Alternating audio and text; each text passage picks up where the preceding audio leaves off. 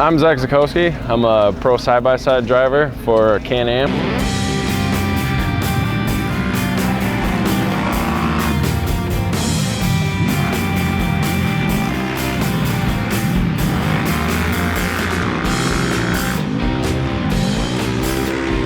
This is a 2015 Can-Am Maverick X 1000. I got into these actually after I started racing ATV in 2009 and got picked up by Can-Am at the end of my first season, and just kind of carried over the relationship into side-by-sides. I also raced the Pro 4x4 class, which is a 4x4 ATVs, big 800-pound machines. It's stressful sometimes, that's for sure. I mean, you know, we just got off the quad. You know, my hands hurt, and then we got to hop right back on these, and it's really hard mentally to switch back and forth. Being out there on the ATV, it helps a little bit. I mean, I don't want to make it sound like we're going to win a race because you're out there on the ATV, but it does help. Just you see stuff a little different. I don't think it's a huge benefit, but I mean, it helps a little bit. It's nice to have already done a race and be in mental race state, and then come back and do this again. So a lot of stuff that we do to this thing is factory stock, but I'm not gonna lie and tell everybody that we don't have engine stuff done. A lot of guys don't like sharing that, but I mean, I think we've gotten every hole shot we've ever lined up on.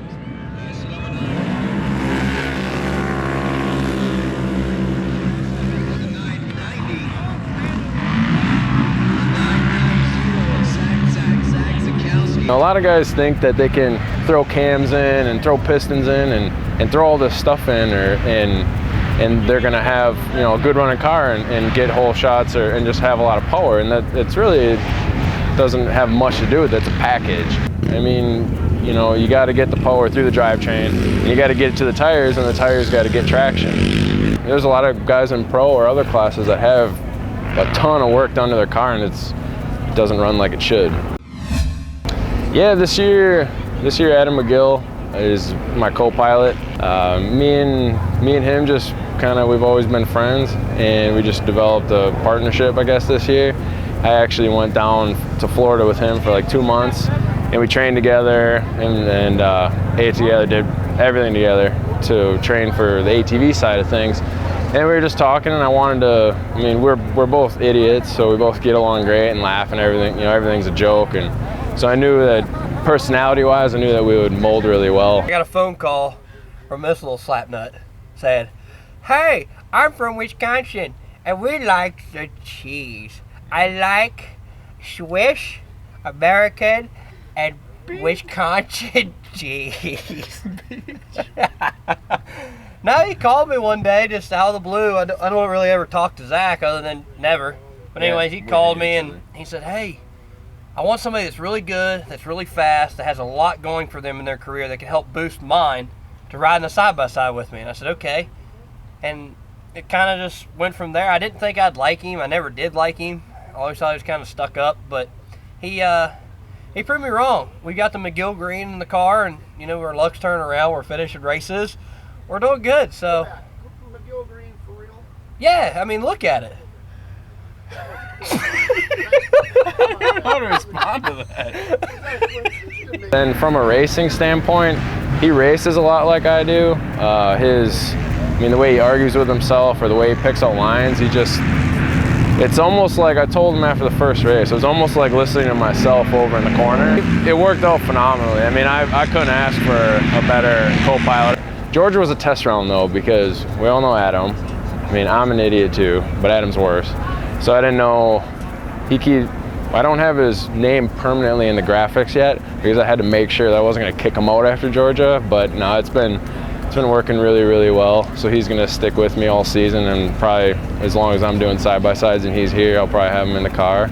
I think what makes a successful UTV racer is just smarts. This is different than anything else. You know, I used to race go-karts. I was gonna get into stock cars, and in anything else, you can just drive it as hard as you can or as good as the setup is.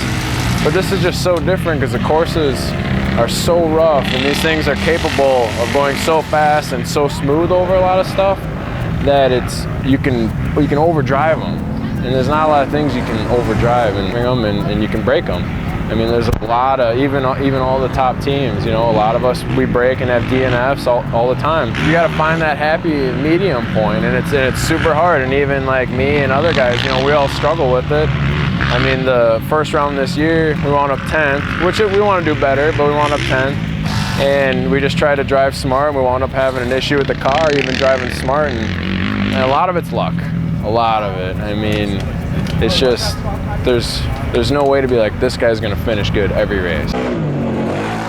Yeah, I just wanna invite everybody to follow along, you know, follow us on Facebook and keep up to date with everything. And if you're at a race, just look for the number 990, lime green. It's kind of our signature, so everybody usually knows us for that. We're the only one with it. And so just follow along. And just want to thank a couple of our sponsors, primarily Can-Am, for keeping us out here doing this. It'd be really hard to run at this level without them. And you know, AMSOIL, and as far as our power package, just STM clutches, straight line performance, just for, you know, giving us a package to go get hole shots, you know, to have the power that we need. And just my family, my mom and dad, I mean, they're great. I won't be out here without them. There's no way one person can work on one of these and get it ready for the 6 rounds of racing that we have. It's a lot of work.